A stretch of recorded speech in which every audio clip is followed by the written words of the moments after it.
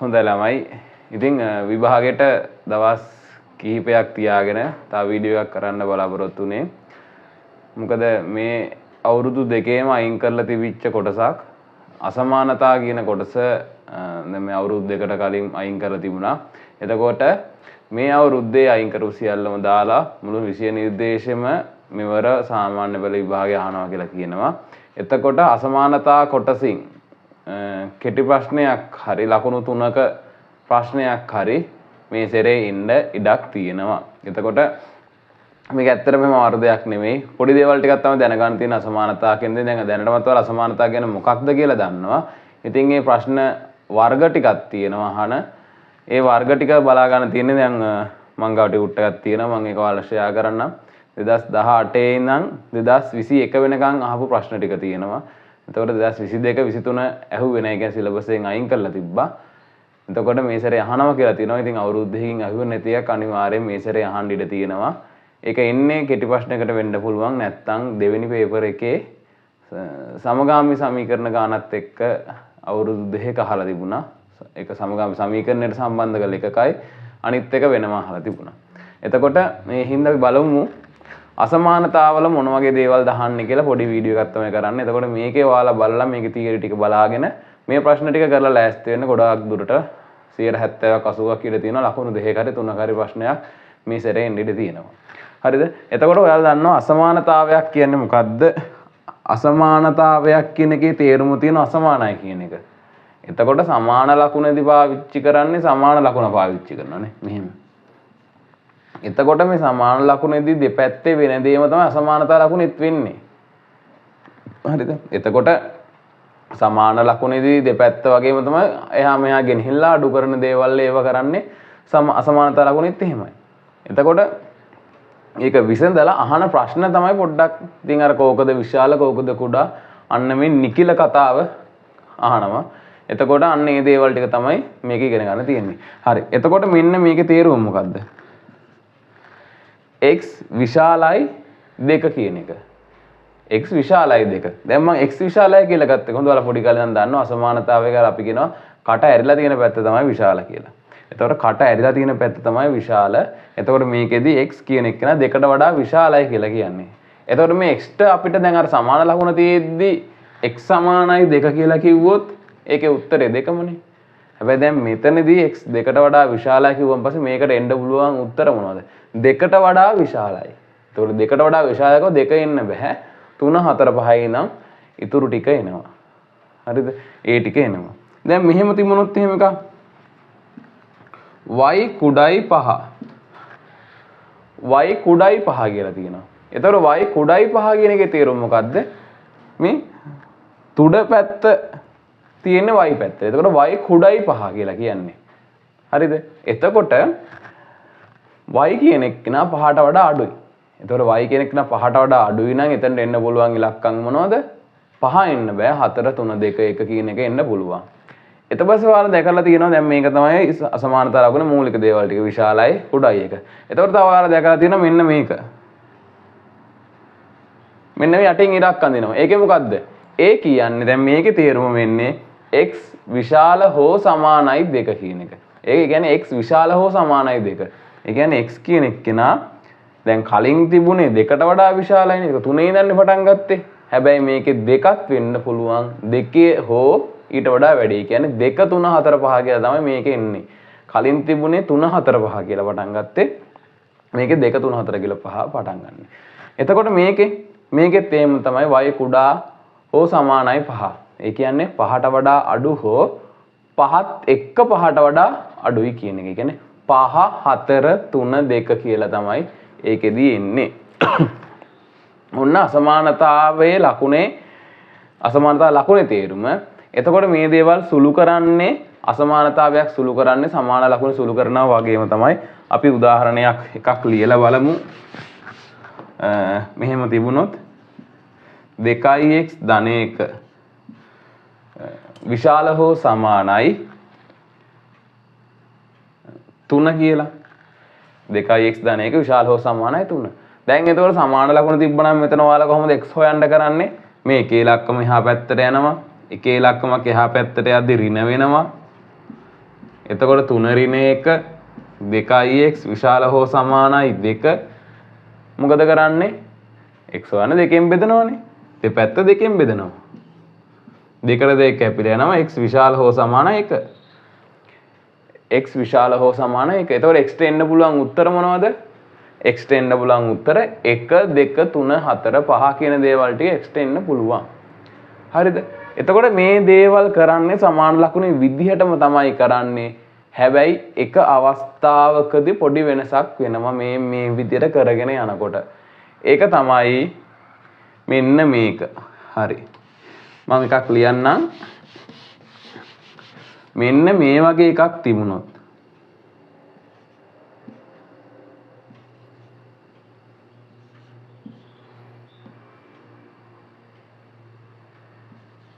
මෙහෙම තිබුණා කියලා හිතන්න. 2 ඍණ x විශාල හෝ සමානයි 3 කියලා තියෙනවා. එතකොට ඔයාලා මොකද කරන්නේ මේකෙත් මේ දෙකේ ඉලක්කම එහා පැත්තට යවනවා. එතකොට ඍණ x මෙහි ඉතුරු වෙනවා. 3න් 2ක් අඩු වුණාම 1යි. දැන් මෙතන තියෙන ඍණ 1නේ. ඍණනේ තියෙන්නේ. ඍණ 1ෙන් බෙදලා දානවා දෙපැත්ත. ඍණයි දාන x විශාල හෝ සමානයි ඍණ 1 කියලා එනවා. මෙන්න මෙහෙම මේ විදිහට ඍණයෙන් බෙදපු ගමන් ළමයි මේක වරදිනවා. අසමානතාවයක් හොඳට මතක තියාගන්න. ඍණ ලකුණකින් බෙදනකොට දැන් මෙතන ඍණ 1 බෙදුනේ. මෙතන 2 වගේ තිබුණා කියලා. මෙතන 2 තිබුණා නම් එහෙම ඍණ 2කින් බෙදන්න එපා. දැන් මෙතන එකපාර ඍණ 1 බෙදුවේ. ඍණ 2කින් වගේ බෙදුවොත් ඍණ ලකුණකින් අසමානතාවයක් බෙදද්දී ලකුණ මාරු වෙනවා. ඒක ලියා ගන්න පොඩි නෝට් එකක් දාගන්න. අසමානතාවයක් ඍණ ලකුණකින් බෙදනකොට අසමානතාවයේ ලකුණ මාරු වෙනවා. ඒ කියන්නේ පැත්ත මාරු වෙනවා. මේ ඍණ ලකුණෙන් බෙදනකොට මේක මෙහෙමනේ තිබුණේ. මේක මේ පැත්තට එනවා. ඔය පැත්තට එනවා. එතකොට මේක හැබැයි අපිට මේ කතාව මග අර ගන්න පුළුවන් කොහොමද? අර දැන් සමීකරණයක් විසඳද්දිත් ඔයාලා ඍණ x සමානයි කියලා නෙමෙයිනේ උත්තරේ ගන්නෙ. දැන් මෙතන මේ ගාන මෙහෙම තිබ්බනම් ඔයාලා මොකද්ද කරන්නේ? මේ x එහා පැත්තට යවලා මෙයා මෙහෙට එවනවනේ. එතකොට 2 ඍණ 3 සමානයි x කියලානේ එන්නේ. ඍණ 1 ගෙනවනේ. හරිද? ඒ සමාන ලකුණක් තියෙද්දිනේ. ඉතින් ඒ දේම මෙතනදී කරත් ඔය ලකුණු මාරු වෙන කතාව මුකුත් වෙන්නේ නැහැ. ඒ කියන්නේ මොකද්ද? මේක මෙහෙම තියෙන එකේ ඍණ x එහා පැත්තට යවනවා 3 මෙහෙට එවනවා. එතකොට 2 ඍණ 3 x එහා පැත්තේ ඍණ 1යි.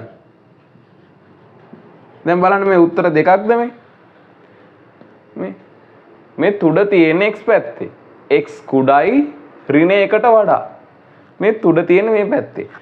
දැන් මෙතනත් තුඩ තියෙන x පැත්තේ. කට වැහිලා තියෙන මේ කට ඇරලා තියෙන ඍණ 1 පැත්තේ. මේකෙත් කට ඇරලා තියෙන ඍණ 1 පැත්තේ. මේ තියෙන එකම දේ. මේකේ තේරුමත් x කුඩයි ඍණ 1ට වඩා කුඩා හෝ සමානයි. තේරුණාද? එතකොට මතක තියාගන්න අසමානතාවයක් ඔයාලා එහෙම්ම බෙදනවා ඍණ ලකුණකින් බෙදනවා නම් මතක තියාගන්න ඍණ ලකුණකින් බෙදනවා නම් අසමානතාවේ ලකුණ මාරු වෙනවා. ඒක මග අර ගන්න ඕන නම් පුළුවන් ඔයාලට එහෙම බෙදන්න නැතුව මෙයාව කුට්ටියම එහා පැත්තට ගෙනිහිල්ලා අර සමාන ලකුණකදී කරන දේ. හරිද? ඔන්න අසමානතාවයක් සුළු කරද්දී දැනගන්න තියෙන විශේෂ දේ. අසමානතාව ලකුණ හැඩය ගැන කිව්ව කොහොමද වෙන්නේ කියලා කිව්වා.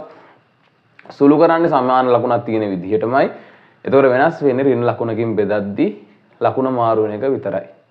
හරිද? හරි. ඊට පස්සේ අපි දැන් මෙහෙම ඔයාලා බෙදලා ගන්නවනේ. විභාගෙදී එකක විතරක් අහලා තිබුණා මේකේ අසමානතාවයේ විසඳන්න කියලා තිබුණා වගේ මතකයි. හරිද? එතකොට අනිත් ඒ වගේ අහනවා මේකේ නිකිලමය උත්තර ධන නිකිල වෙන්න පුළුවන් ධන නිකිල කියන්න. එතකොට නිකිල උත්තර මොනවද? ඔන්න ඔය නිකිල කතාවක් සම්බන්ධ කරලා දැනට ප්‍රශ්න අහලා තියෙනවා අපිට පේනවා. එතකොට ඔයාලා දැනන් ඉන්න ඕනේ ඔයාලා දැන් අසමානතාව පුළුවන් උනත් දැනගන්න ඕනේ නිකිල කියන්නේ මොකක්ද කියලා. හරිද? නිකිල කියන්නේ මොකක්ද කියලා. හරි. අපි බලමු මේ නිකිල කියන්නේ මොනවද කියලා දැන් එකපාරට අසමානතාවයි නිකිලයිනේ සම්බන්ධ වෙලා තියෙන්නේ. එතකොට නිකිල කියලා කියන්නේ පූර්ණ සංඛ්‍යාවලට සියලුම පූර්ණ සංඛ්‍යාවලට තමයි සියලුම පූර්ණ සංඛ්‍යාවලට පූර්ණ සංඛ්‍යා. සියලුම පූර්ණ සංඛ්‍යා. ඒ කියන්නේ ඍණ ධන එන්න පුළුවන්. හැබැයි භාග දශම නැති පූර්ණ සංඛ්‍යා තමයි නිකිල කියන්නේ. එතකොට සියලුම පූර්ණ සංඛ්‍යා තමයි නිකිල කියන්නේ. එතකොට මේ නිකිල කියන කොටස් දෙකකට බෙදා ගන්න පුළුවන් කියලා ඔයාලට තේරෙනවා. මොකද ඔක්කොම පූර්ණ සංඛ්‍යා එනකොට කොටස් දෙකකට බෙදනවා ප්‍රධාන වශයෙන් ධන නිකිලයි ඍණ නිකිලයි කියලා. එතකොට ධන නිකිල කියන්නේ එහෙනම් මොනවද? ධන නිකිල කියන්නේ මොනවද? ධන මොන සංඛ්‍යාද? ධන පූර්ණ සංඛ්‍යා තමයි ධන නිකිල කියන්නේ. ධන පූර්ණ සංඛ්‍යා. එතකොට ඍණ නිකිල කියන්නේ ඍණ නිකිල කියන්නේ ඍණ පූර්ණ සංඛ්‍යා. ඍණ පූර්ණ සංඛ්‍යා තමයි ඍණ පූර්ණ සංඛ්‍යා තමයි ඍණ නිකිල කියලා කියන්නේ. එතකොට දැන් ඔයාලට ප්‍රශ්නයක් එනවා එක්කෙනෙක් ගැන. කවුද? මෙන්න මෙයා ගැන. දැන් මේ පැත්තේ ඉන්නේ ධන 1 ධන 2 කොහොම ඉන්නවනේ. මේ පැත්තේ ඍණ 1 ඍණ 2 ඉන්නවා. මේ බිඳුව කියන එක කවුද? ධන නිකිලද ඍණ නිකිලයක්ද? නැහැ. බිඳුව කියන එක ඔය කියන දෙගොල්ලටම අයිති නැහැ. ඍණ නිකිලයකුත් නෙමෙයි ධන නිකිලයකුත් නෙමෙයි. හැබැයි බිඳුව කියන්නේ නිකිලයක්. මොකද්ද? බිඳුව කියන්නේ නිකිලයක්. ඍණ නිකිලත් නෙමෙයි ධන නිකිලත් නෙමෙයි. ඒක හොඳට පැහැදිලිව ලියා ගන්න නෝට් එකක්. ඒකත් දාගන්න විශේෂයෙන් highlight කරලා ලියා ගන්න. බිඳුව කියන්නේ නිකිලයක්. හැබැයි ඒක ඍණ නිකිලයක්වත් ධන නිකිලයක්වත් නෙවෙයි. හරිද? හරි. එතකොට පුතේ මෙන්න මේ කතාව ඔළුවට දාගන්න. නිකිල කියන්නේ සියලුම පූර්ණ සංඛ්‍යා. නිකිල දෙකකට බෙදෙනවා. ධනයි ඍණයි කියලා. ඒ කියන්නේ ධන නිකිල කියන්නේ ධන පූර්ණ සංඛ්‍යා වලට, ඍණ නිකිල කියන්නේ ඍණ පූර්ණ සංඛ්‍යා වලට. හරිද? හරි. ඔය කතාව ඔළුවේ තියාගෙන අපි යන් දැන් විභාග ප්‍රශ්න ටික හදන්න. මෙන්න මේ කතන්දර ටික තමයි විභාග ප්‍රශ්න ටික හදන්න ඕන වෙන්නේ. හරිද? අපි යන් දැන් විභාග ප්‍රශ්න ටික හදන්න. ඔයාලා පේනවා දැන් පළවෙනිම ප්‍රශ්නේ 2008 ඔයාලා ඉපදෙන්නත් කලින් තමයි ඉපදුණු අවුරුද්ද වගේනේ. 2008 කියන්නේ ඉපදුණු අවුරුද්දනේ. 2008 අහපු ප්‍රශ්නේ. x කියන්නේ ධන නිකිලයක් නම් x කියන්නේ ධන නිකිලයක් නම් x ධන 1 x ධන 1 කුඩා හෝ සමානයි 5 අසමානතාව තෘප්ත කරන x හි අගය දෙකක් ලියන්න. x කියන්නේ ධන නිකිලයක්ලු. හරි. ඉස්සෙල්ලා අපි මේ අසමානතාවයේ විසඳලා ඉමුකෝ. ඊට පස්සේ බලමු ඔය කියන කතාව. හරි. දැන් x ධන 1 කුඩා හෝ කුඩායි 5 කියලා තියෙන්නේ. එතකොට මොකද කරන්නේ? අර සමාන ලකුණ තිබ්බා වගේමයි ධන 1 එහා පැත්තට ගෙනියනවා. ධන 1 එහා පැත්තට යද්දි මොකද වෙන්නේ? ඍණ 1ක් වෙනවා. එතකොට x කුඩායි 4 කියලා එනවා. ඔන්න ඔයාලට එක ලකුණක් හම්බ වෙනවා. මේ අසමානතාවය ඔයාලා විසඳලා තියෙනවා. හැබැයි අසමානතාවයේ විසඳුවට ඔයාලගෙන් අහන්නේ මේ x කුඩායි 4 කියලා. x කුඩායි 4 කියලා. එතකොට x කුඩායි 4 මේකේ අහන්නේ ධන නිකිලයක්. x කියන්නේ ධන නිකිලයක්. මේක ඔයාලට මතක් වෙන්න ලියන්නේ මෙතන x කියන්නේ ධන නිකිලයක්. x කියන්නේ ධන නිකිලයක්. හරිද? එතකොට x කියන්නේ ධන නිකිලයක් නම් x කුඩායි 4. එතකොට එන්න පුළුවන් උත්තර මොනවද? අගය දෙකක් අහන්නේ. අගය දෙකක් අහන්නේ. එතකොට x කියන්නේ ධන නිකිලයක් නම් x ට එන්න පුළුවන් අගයන් මොනවද? 4ට වඩා අඩු ඉලක්කම් එන්න පුළුවන්. එතකොට 4ට වඩා අඩු ඉලක්කම් මොනවද එන්න පුළුවන්? 3 එන්න පුළුවන්, 2 එන්න පුළුවන්, 1 එන්න පුළුවන්. එතකොට x ට වඩා අඩු ඉලක්කම් මොනවද එන්න පුළුවන්? 3 2 1 එන්න පුළුවන්. ධන නිකිලයක් කියලා කියනවනේ. එතකොට බිඳුව කියන එක එන්න බෑ ධන නිකිලයක් නම්. බිඳුව කියන එක එන්න බෑ ධන නිකිලයක් නම්. හරිද? එතකොට ඍණ සංඛ්‍යා එන්න බෑ. එතකොට මේ 1 2 3 කියන උත්තර වලින් දෙකක් තමයි ඔයාලට ප්‍රශ්නේ විදියට අහන්නේ. මේකෙදි 2008 ප්‍රශ්නේ. එතකොට ඔයාලට උත්තර මෙතනින් කැමති ඉලක්කම් දෙකක් ලියන්න පුළුවන්. මේකේ උත්තරේට දෙකයි අහන්නේ. එතකොට 1 2 හරි 2 2 හරි මොකක් හරි එක්ස්ට්‍රා ගත හැකි අගයන් දෙකක් ලියන්න කියලා තමයි කියන්නේ 2008 ප්‍රශ්නේදී. හරිද? හරි. ඊගාවට යන් අපි දැන් තේරුණානේ. එහෙම ලොකු ප්‍රශ්නයක් නැහැ. සමීකරණ වගේම තමයි විසඳන්න තියෙන්නේ. ඊට පස්සේ අහනවා අහනවා විසඳුවට පස්සේ මේ එක්ස්ට්‍රා ගන්න පුළුවන් උත්තර මොනවද කියලා. හරිද? හරි. එහෙනම් අපි යන් ඊගාවට 2010 ප්‍රශ්නෙට 2010ට 2010 අහන්නෙත් 2x ධන 1 කුඩයි 6 අසමානතාව සපුරාලන පරිදි x ට ගත හැකි ධනනි කියලා මොනවද? අන්න ඒකෙත් කියනවා x ට ගන්න පුළුවන් ධනනි කියලා මොනවද කියලා මේකේ අසමානතාව සපුරාලන පරිදි. එහෙනම් අසමානතාව විසඳලා ඉන්න ඉස්සෙල්ලා මොකද කරන්නේ? මේක එහා පැත්තට යවනවා, එක එහා පැත්තට යද්දි ඍණ එකක් වෙනවා, 2x කියන එක 2x කුඩයි 5යි කියලා එනවා. එතකොට ඔයාලට මොකද x තනි කර ගන්න ඕනේ? එහෙනම් දෙකෙන් බෙදන්න ඕනේ. ඍණ ලකුණකින් නෙමෙයි බෙදෙන්නේ. එහෙනම් ලකුණ මාරු වෙන්නේ නැහැ. දෙකට දෙක කැපිලා යනවා. x 5 බෙදීම 2යි කියන්නේ 2.5යි. 2.5යි. එතකොට අහන්නේ මොකද්ද? x කියන එක නා 2.5ට වඩා කුඩයිලු. එහෙනම් ඔයාලගෙන් අහනවා x ට ගත හැකි ධනනි කියලා මොනවද කියලා. 2.5ට වඩා කුඩයිනේ. ඒ කියන්නේ මෙහෙම සංඛ්‍යා රේඛාවක් ඇන්දොත් මෙන්න 3 මෙතන ඉන්නවා නම් මෙන්න 2.5 මේ හරිය වගේ ඉන්නේ. එතකොට 2.5ට වඩා කුඩා ධනනි කියලා මොනවද තියෙන්නේ? මේකට වඩා කුඩා 2 තියෙනවා, 1 තියෙනවා. 2 තියෙනවා, 1 තියෙනවා. එතකොට ගන්න පුළුවන් උත්තර තමයි 1යි 2යි. x ට ගත හැකි අගයන් වෙන්නේ x ට ගත හැකි අගයන් 1 2 ධනනි කියලා කියන්නේ x ට ගත හැකි ධනනි කියලා අගයන් වෙන්නේ 1යි 2යි. තේරුණානේ? 2.5ට වඩා කුඩායි තියෙන 2යි 1යි. ඔය බිඳුව ඍණ දාන්න එපා. අහන්නේ ධනනි කියලා. එතකොට ඔය 2010 ප්‍රශ්නේ හරි. ඊගාවට කියනවා 1 ඍණ 2x කුඩා හෝ සමානයි 7. 1 ඍණ 2x කුඩා හෝ සමානයි 7 අසමානතාව විසඳන්න කියලා 2015 අහනවා. අසමානතාවය විසඳන්න කියලා කියන්නේ. හරිද? අසමානතාවය විසඳන්න කියලා කියන්නේ. හරිද? මුකුත් ඒකේ අගයන් අහන්නේ කෙලින්ම විසඳන්න කියලා කියන්නේ. හරි. දැන් මොකද කරන්නේ?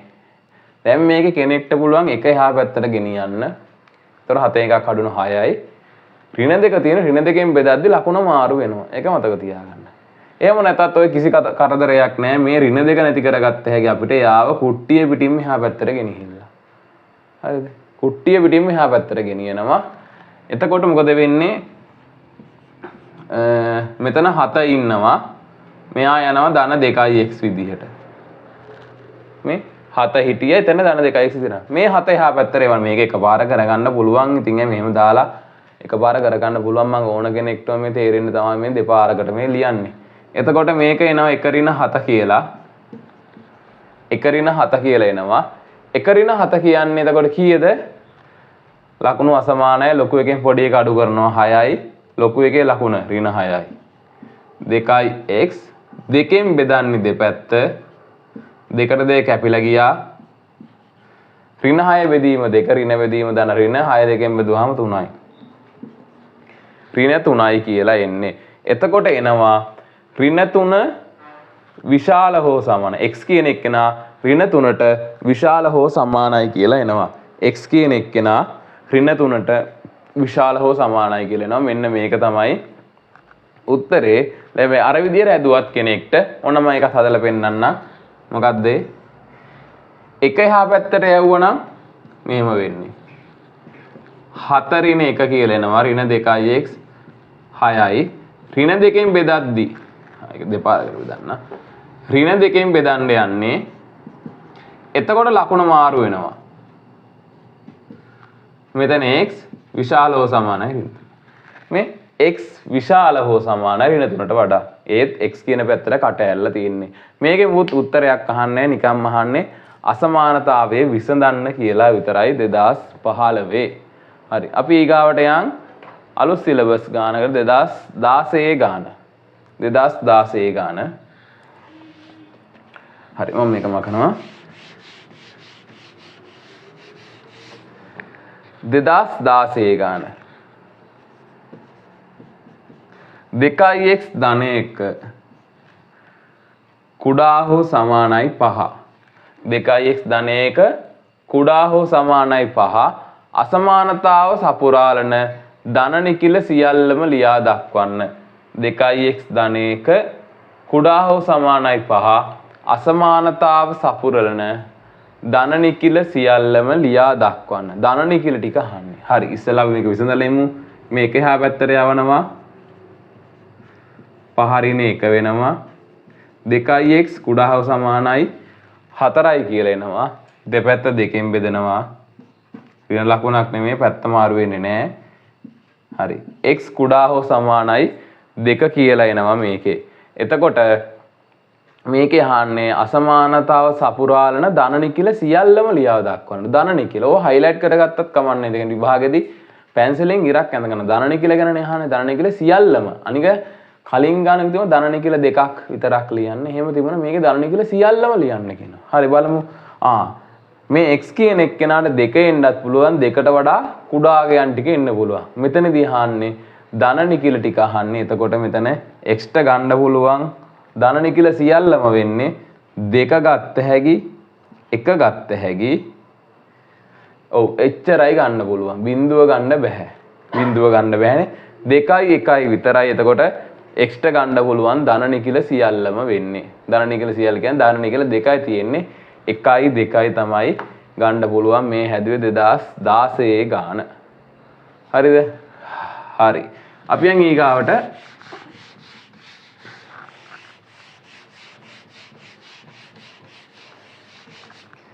අපි ඊගාට 2017 ගාන 2017 ගාන ආවේ සමගාමී සමීකරණ තියෙන තැන සමගාමී සමීකරණ තියෙන තැන ලකුණු 3ක් වගේ ප්‍රශ්නයකට ආවේ මේක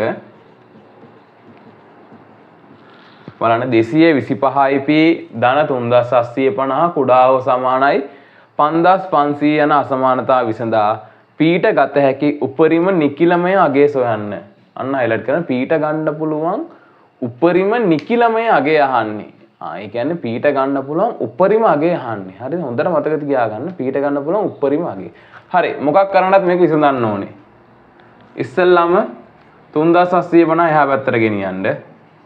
225යි p 5500න් අඩු වෙනවා 3750ක්.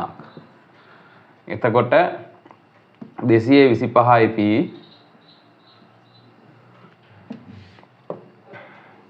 225යි p කුඩා හෝ සමානයි 5500න් 3750ක් අඩුනම කියන්නේ බිඳුවයි බිඳුවෙන් 5ක් බෑ එහා පැත්තෙන් එන 10න් 5ක් 5යි.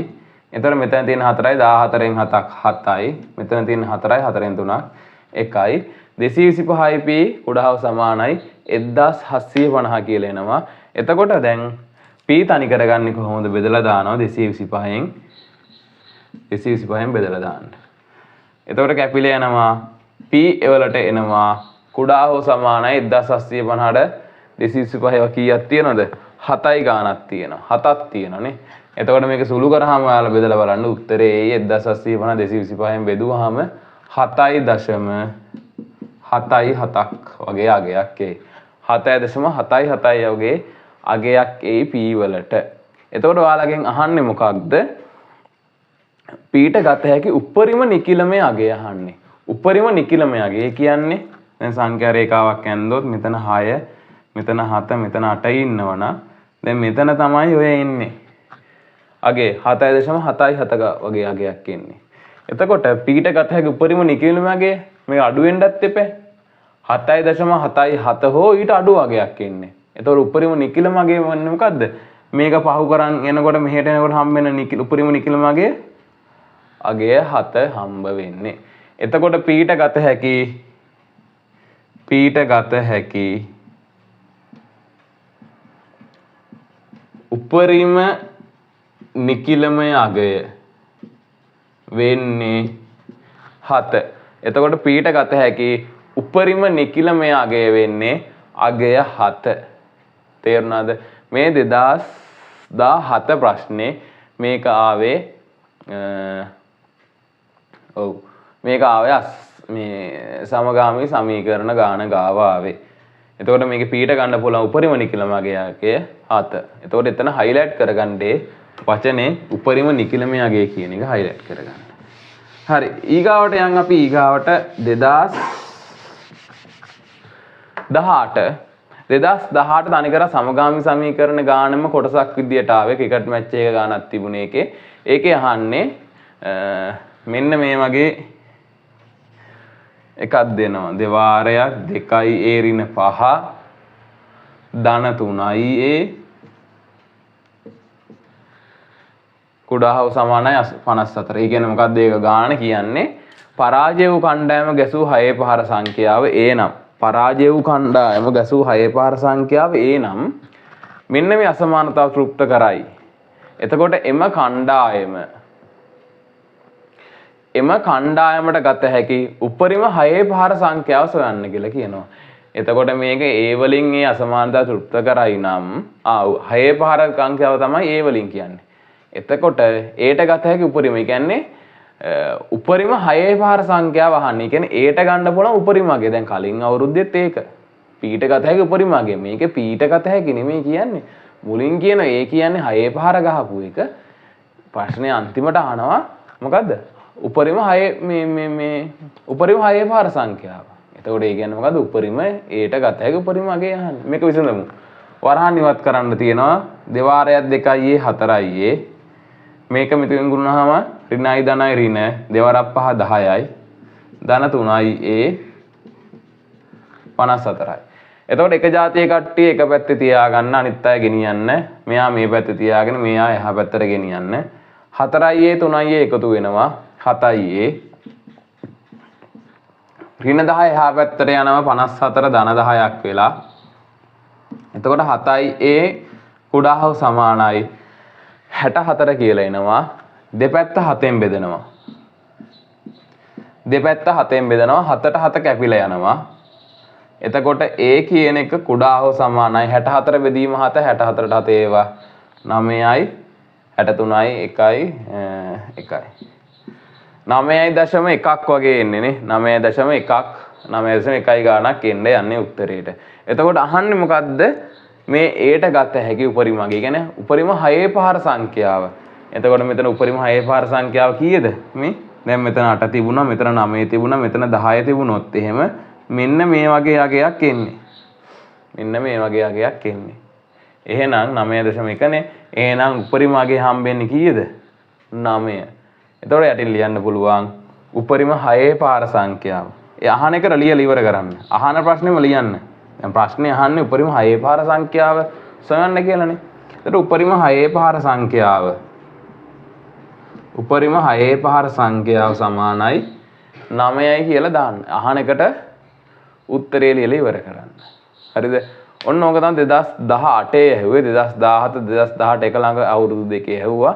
ඒ ඇහුවට පස්සේ ආයෙ ඇහුවේ 2021 ඇහුවේ. හරිද? අපි ඊගාට 2021 ගාන මේ සැරේ එන්න ඉඩක් වැඩි. ඒකයි මේ කෙටි ප්‍රශ්නයක් හරි අතනට හරි එන්න පුළුවන්. දැන් 2021 පොඩ්ඩක් වෙනස් විදියකට ඇහුවා. x ඍණ 1 කුඩා හා සමානයි 1 කියලා එකක් දුන්නා.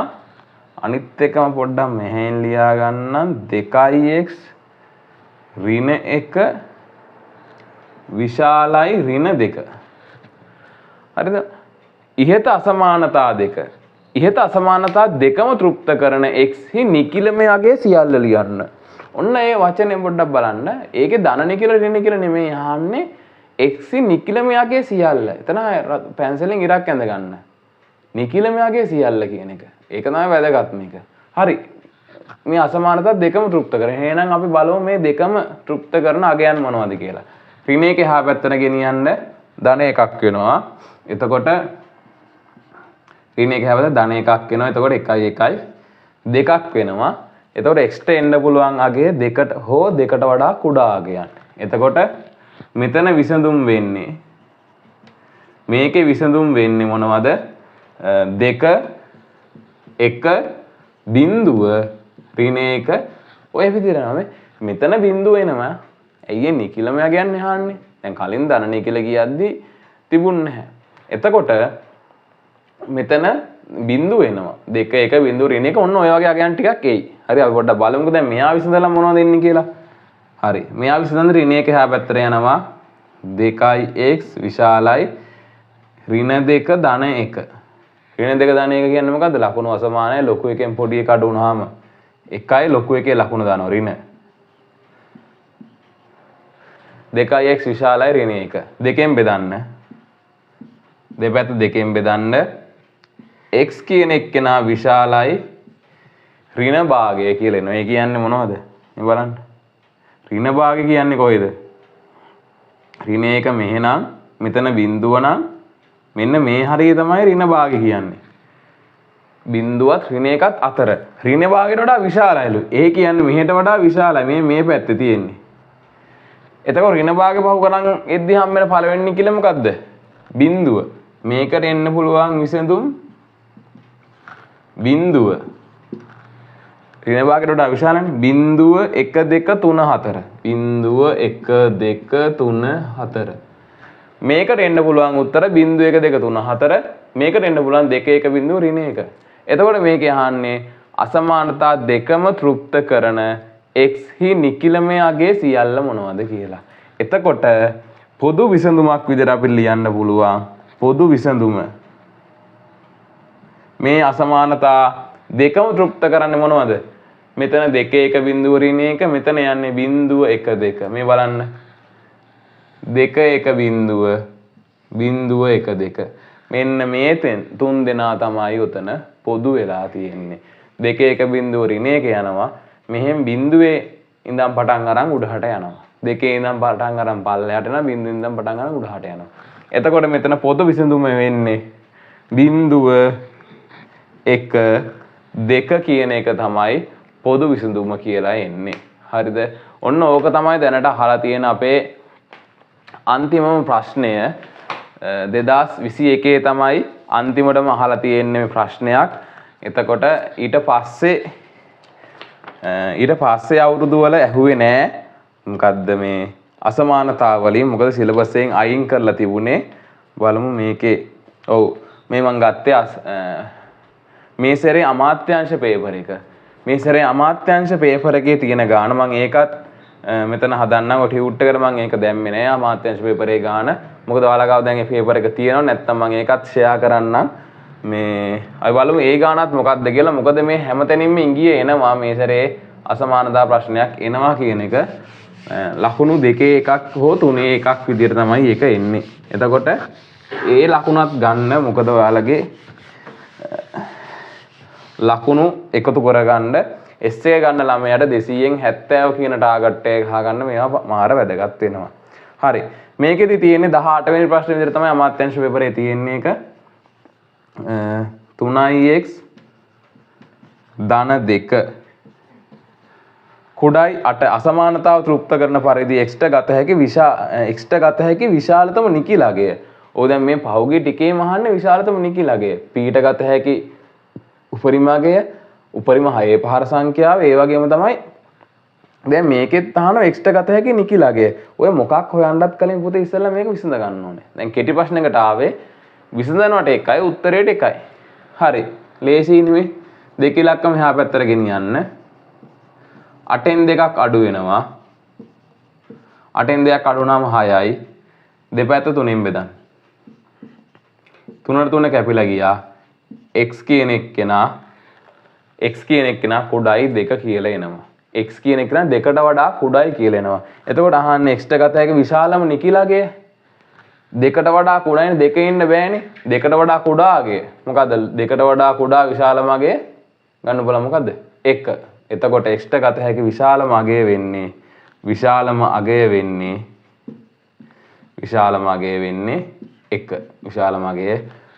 1. එතකොට බැරි වෙලාවත් මෙහෙම තිබුණා නම් මෙතන ඉරක් තිබුණා නම් විශාලම අගය වෙන්නේ 2. එතකොට ඔන්න මම කතා කරා 2008 ඉඳන් තිබිච්ච ප්‍රශ්න ටික කතා කරා. එතකොට 2021 වෙනකන් අහලා තිබුණා. පහුගිය අවුරුදු දෙකේ ඇහුවේ නෑ. මොකද මේ සිලබස් එකෙන් අයින් කරපු හින්දා. එතකොට මේ සැරේ අමාත්‍යාංශ පේපරෙනොත් මේ ගානක් දාලා තියෙනවා. එතකොට කලින් කියව සිලබස් එක ඔක්කොම අහනවත් කියලා කිව්වා. එතකොට මේ සැරේ ප්‍රශ්නයක් එන්න වැඩි ලකුණු දෙකක් හරි තුනක් හරි. ඉතින් මම මේ පොඩි වීඩියෝ එක මේ ටික බලලා මේ ටික බලලා මේ ටියුට් එකේ ප්‍රශ්න ටික කරලා දැනට අහලා තියෙන මේ විදිහට එතකොට මේ වගේ එකක්ම ගොඩක් දුරට එන්න ඉඩ තියෙනවා. ඒ හින්දා මේ ලකුණු දෙක හෝ තුන ගන්න මේ පොඩි වෙලාව අරගෙන මේක බලලා මේකේ තියරි ටික හදා ගන්න. හරි. එතකොට අපි බලමු තව ඉස්සරහට එකක් දාන්න පුළුවන් වුණොත් දානවා. මේ එතකන් ඔයාලා මේ කාලේ හැම තප්පරේම පට්ට වැදගත්. මේ ටි කාලේ හොඳට වැදගත්. හොඳ නිින්දක් තියාගන්න ඕනේ මේ දවස් ටිකේ. තියාගන්න අසනීප වෙන්නේ නැතුව මේ දවස් ටිකේ හොඳට මහන්සි වෙලා වැඩ කරලා හැම තප්පරේම වෙන දේවල් වලට යොමු වෙන්නේ නැතුව වැඩ ටික කරලා මේ කඩේම ගොඩ දා ගන්න මහන්සි වෙන්න. එහෙනම් පුතේ තව වීඩියෝකින් හම්බුමු. එහෙනම් ඔයාලට ජය ප්‍රාර්ථනා කරනවා. සුබ දවසක්.